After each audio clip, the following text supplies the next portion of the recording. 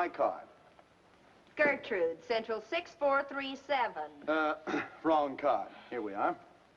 Pilgrim Pot and Pan Company, manufacturers of fine cooking ware. For gracious living, madam.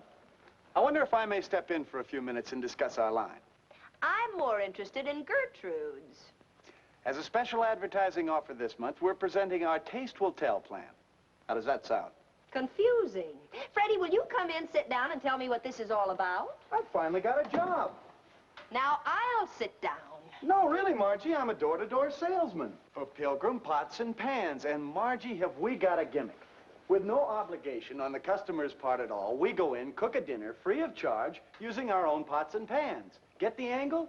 Not yet, but I'm in there fighting. Well, after each course is served, I go to the table with the pot that it was cooked in and give a sales pitch. After just serving the mistake, who's going to turn me down? Why, Freddie, that's marvelous.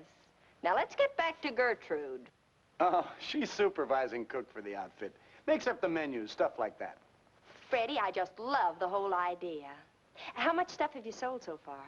Well, I haven't got my license yet. I wanted to try out my sales pitch on you first. I guess it was kind of weak, wasn't it? No, Freddie, you just need a little practice, that's all. Now, let me think a minute. Oh, no, Margie, please, none of your ideas. Oh, I can see that look coming into your eyes. I've got it. What? Dad'll be home for dinner soon. You can try the whole deal out on him. The way he feels about me? I'm not that crazy. Dad's been critical of you strictly because you haven't had a job. This puts a new aspect on the whole thing. You really think so, Margie? Oh, absolutely. And there's another wonderful thing in your favor. What is it? He missed lunch today. He'll be so hungry he'll eat anything. Get your pots and pans.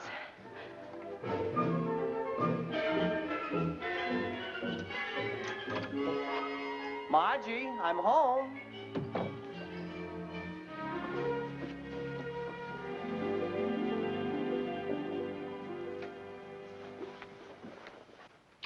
Dad, wait till you hear the news. But first tell me what kind of a mood you're in. How do you feel? Sort of hungry. Can't you say real hungry? Okay, real hungry. Starved? Famished. Now, what's the good news? Freddie's here. I've lost my appetite. Dad, that's unkind. Especially when you haven't heard what Freddie's going to do. Oh, Margie, don't tell me it's really happened. He's finally taken my advice. He's leaving town? He's cooking our dinner. What? And you're going to eat it. That is, if you want to help him find a job. You said you'd do anything to help him get work, remember? Yes, but I didn't say I'd go as far as suicide. Where's he now? He's out in the kitchen toiling over a hot stove. Dad, will you wait?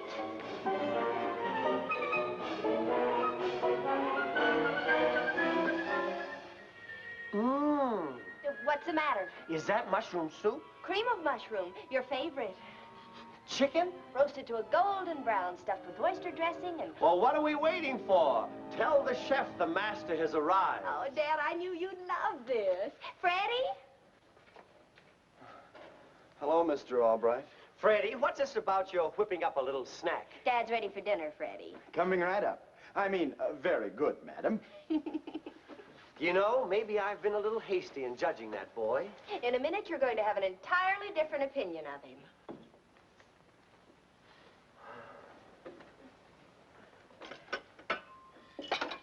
Get a whiff of that soup. Freddie, how do you do it? You go ahead and start eating, Margie. It's your father I have to sell. Sell? Mr. Albright, in affording you the pleasure of your first meal served in Pilgrim's hydroplated soup tureen, I draw to your attention the pungent aroma and distinctive garden-like flavor of the soup, captured by the seal-in process of Pilgrim cooking. Say, what is this? Sales talk. All right, I'm sold. Let's have the soup. In creating this new process, the Pilgrim people originated hydroplating, a finish which eliminates sweating or the formation of water globules on the metal, thus preserving the taste buds of the food prepared in the utensil. Note the delicious aroma of each vegetable, the exciting scent of each dainty spice used in its seasoning. I'm drooling. Give me that label. But I haven't finished yet. I said give it to me. You clumsy knucklehead. Gosh, I'm sorry, Mr. Albright. Oh, bring in the next course, Freddie. I'll take care of this.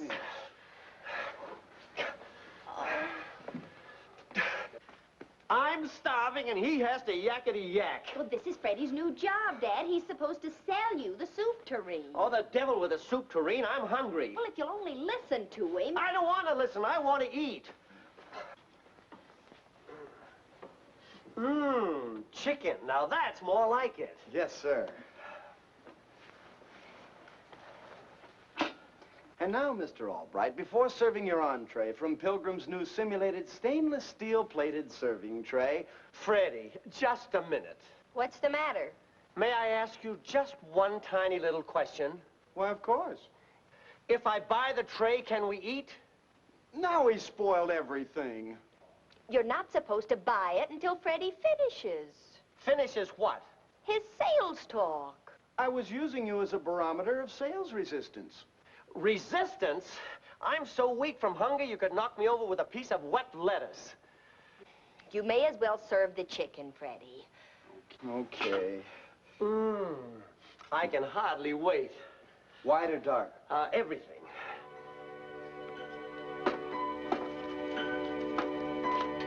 Oh, you stupid, clumsy knucklehead. Gee, I'm sorry. Now wait, Dad, where are you going? Down to the drugstore to get a hamburger.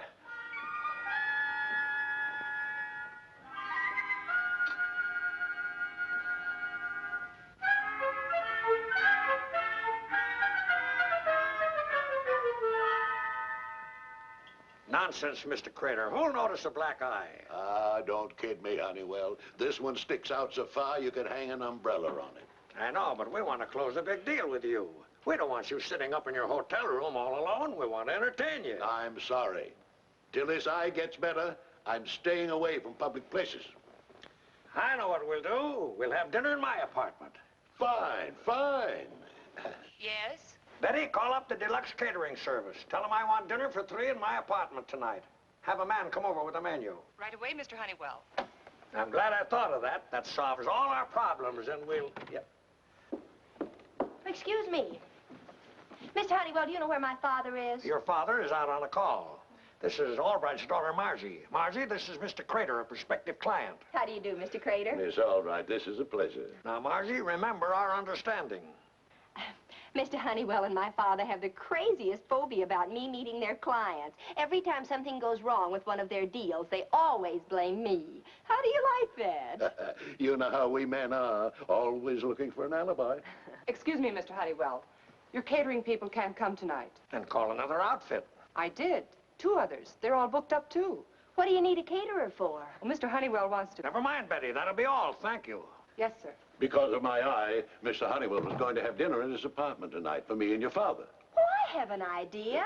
And now, Margie, it's been very nice having you drop in. Mr. Crater, do you like mushroom soup all thick and creamy and seasoned just right? Love it. Margie, our understanding. And chicken, roasted a golden brown and stuffed with oyster dressing? Sounds wonderful. Then that's what I'm going to fix for you tonight in Mr. Honeywell's apartment. See you then. Margie. Oh, I won't need any money. I'll just charge everything to you. I don't mean that. Excuse me a minute.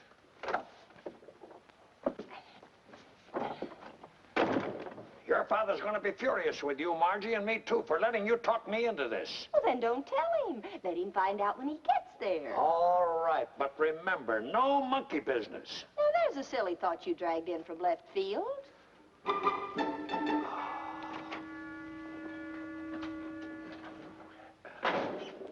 Lovely girl, Honeywell. Now I'm really looking forward to this evening. Yeah. By the way, we decided to make it a little surprise for her father, so don't say anything when you meet Albright. I understand, yeah. Thanks just the same, Margie, but I'm not cooking dinner at Mr. Honeywell's apartment. Absolutely no. Okay, lose your job. You know what the Pilgrim man told you this morning? Either you make a sale by tomorrow night or turn in your samples.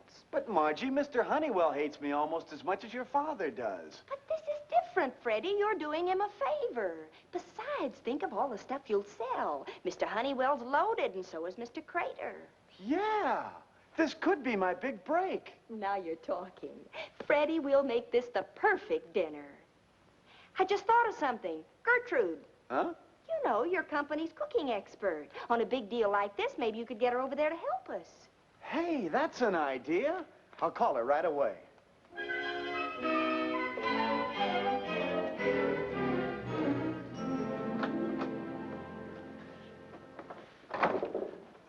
Mr. Crater, this is Mr. Albright. Mr. Crater, it's a pleasure. Thank you. I hope you'll excuse the appearance of my eye. Mr. Crater had a little run-in with his competition a couple of days ago. Oh? I'm with BB Cookingware. I guess it's only natural that the merchandising tricks of the Pilgrim outfit burn me up. Pilgrim outfit? He got roped into one of those free dinners they give. I shot my mouth off, not knowing that Gertrude, the company cook, was in the kitchen. She came out and socked me right in the eye. I know just what you mean. I could have socked one of their salesmen myself the other night. Say, that reminds me, I better phone Margie and tell her that I'm dining at your place tonight. Margie already knows. That is, well, she dropped in and I told her you wouldn't be home tonight. Good. Well, shall we get started? Thank you.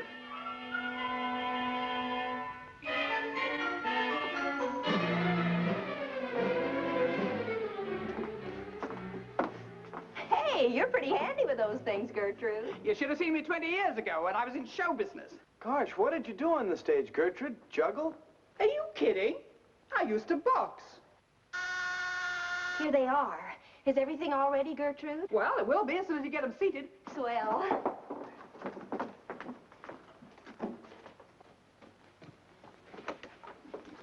Good evening, Mr. Crater. Good evening. Mr. Honeywell. Margie, Hi, Dad. what are you doing here? Never mind what she's doing here. A little present for our charming hostess? Well, thank you, Mr. Crater. Have you lost your mind? I couldn't get out of it. Besides, he liked the idea. And have we got a wonderful dinner waiting for you? We? You and Mr. Crater will want to freshen up first. Oh, yes, yes. Right this way, sir. Margie, I want the truth. Margie, have you got Freddie here for one of those demonstration meals? Why, Dad, what makes you say that? Pilgrim? So what? You don't want to see Freddie lose his job, do you? And he will unless he sells some of this stuff. He's liable to lose his life unless he gets his junk out of here. Do you know who Mr. Crater is? He's the general manager of the BB Company, chief competitors of the Pilgrim outfit. Oh, no. Oh, yes. And the minute he sees what's on this table, you know what's going to happen to Mr. Honeywell and me? An account worth $100,000 to us is going to walk right out that door. But what can I do? Get Freddie and his junk out of here immediately, and that's an order. But dinner's all ready. It'll take hours for them to clean up and get the stuff out of here. Them? You mean there's somebody else here besides Freddie? The company cook, Gertrude.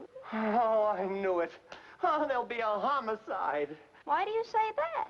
Did you see Mr. Crater's eye? Gertrude gave him that beautiful shiner. Dad, I'll get them out of here if they have to jump out of windows. Oh, maybe there's still a chance. Get them to sneak all this junk out into the hallway and leave by the service entrance. I'll go and keep Honeywell and Crater in the bedroom. Well, sit down, gentlemen. We're all ready, aren't we, Margie? There'll be a slight delay. Why don't you take a walk around the block or something?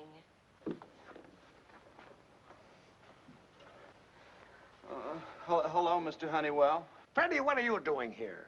Ladies and gentlemen, in affording you the pleasure of your first course served from Pilgrim's... Pilgrims? Honeywell, what is this? Your idea of humor? Why, I know nothing about this, I swear. All right, you're responsible for this. Well, Mr. Honeywell, I give you my word, Well, don't just stand there. Get out. Yes, sir.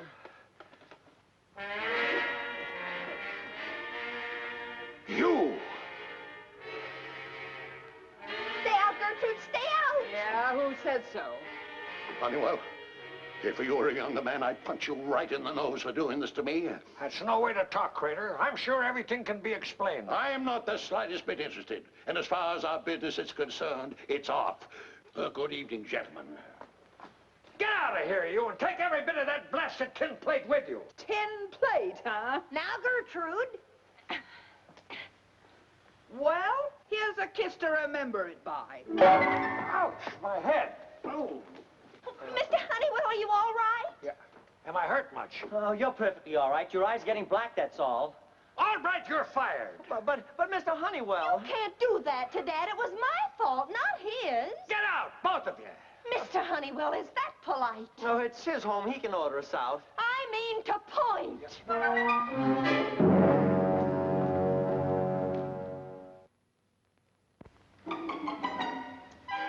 Poor Dad. Yeah, looks like your father's really fired this time. And it's all my fault. Freddie, I've got to do something. Well, the way I figure it, it's all Mr. Crater's fault for being so one-way about things.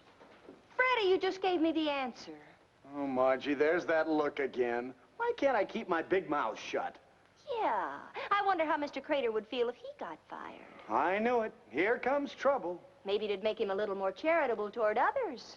Margie, I beg you, let bad enough alone. Maybe the shock, the humiliation would soften him up. Then I could get him to go to Mr. Honeywell and intercede for Dad.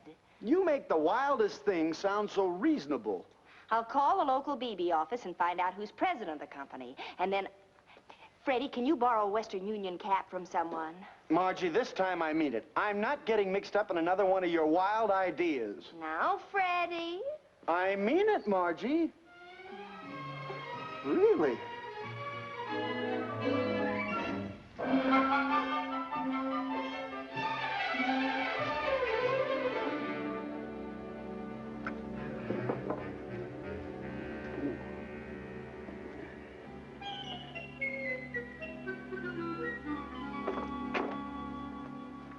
There's his room. And remember, give me a couple of minutes before you knock. Okay.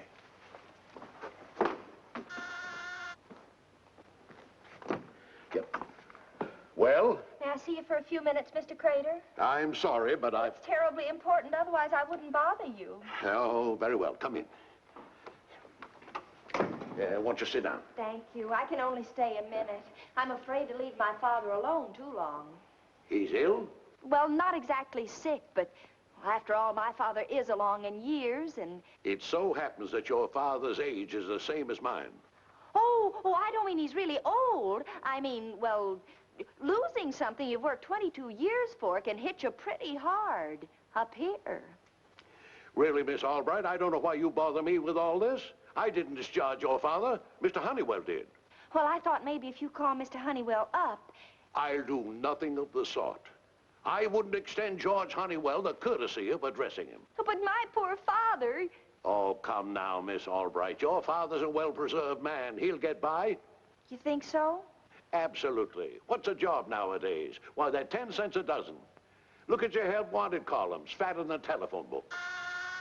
Excuse me.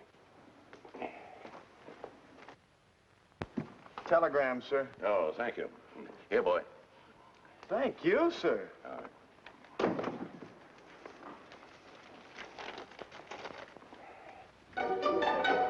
What? Something wrong, Mr. Crater? It can't be true. After I've given them the best 19 years of my life. Who? My firm, the BB Cookware Company. Without a word of warning, they fire me. Oh, no. I'm an old man. What'll I do? Well, I get another job. Oh, come now, Mr. Crater. You're a well-preserved man. You'll get by. But when you lose something you work so hard for, it does something to you up here. You'll get another job? You really think so? Oh, they're 10 cents a dozen. Well, look at your help wanted columns. Fatter than a telephone book. Now I know what your poor father's going through. You know what I think I'll do? What? I think I'll call him up and offer my sympathy. Oh, would you, Mr. Crater? Then I'll call up Mr. Honeywell, and when he finds out you two are friends... I'm glad we're on the same team again, all right. So am I, Mr. Honeywell. You know, I'd have missed you. Now, don't ask for a raise. All I ask is that from now on, Margie stays out of our business. Oh, she will. I'm sure this thing has taught her a lesson. Excuse me.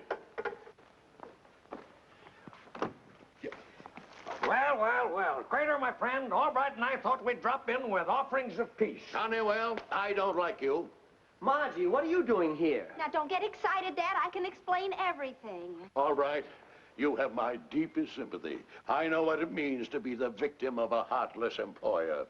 Now, just a minute.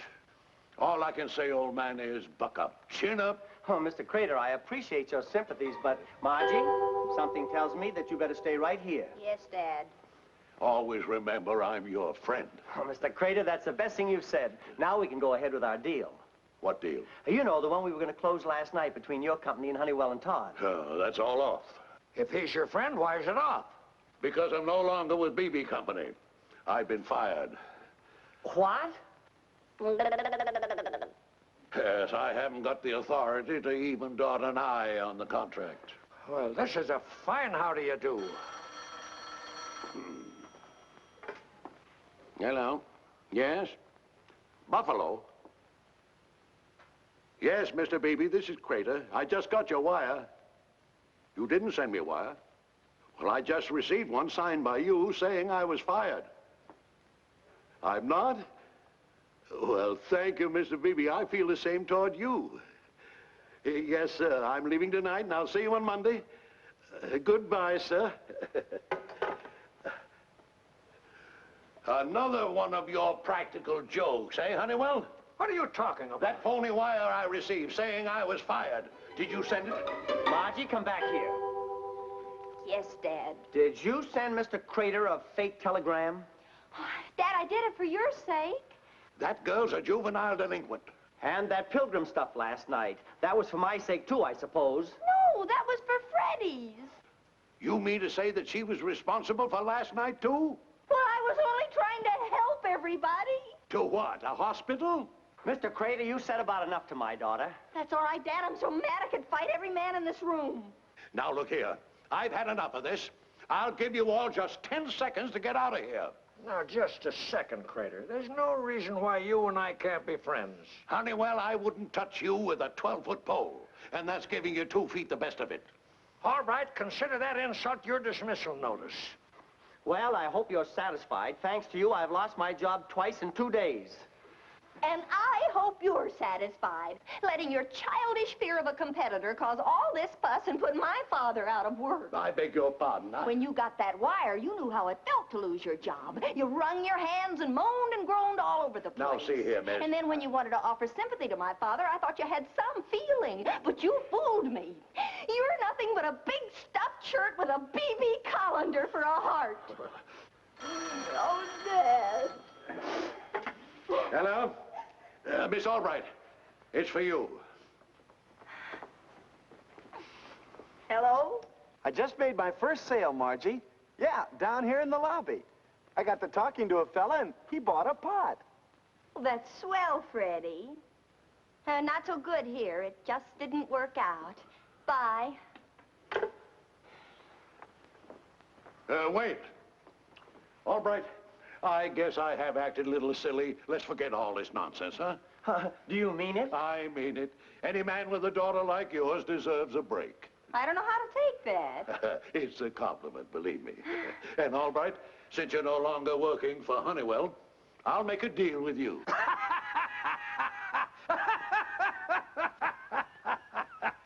Listen to him, all right. He thinks I was serious about letting you go.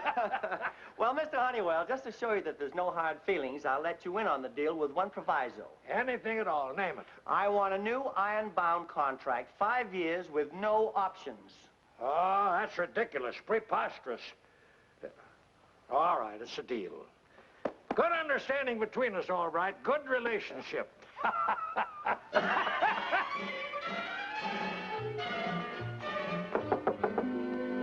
Freddie. Margie, would you come down and bail me out? What happened? I sold a pot without a license to a policeman. Come on, let's go.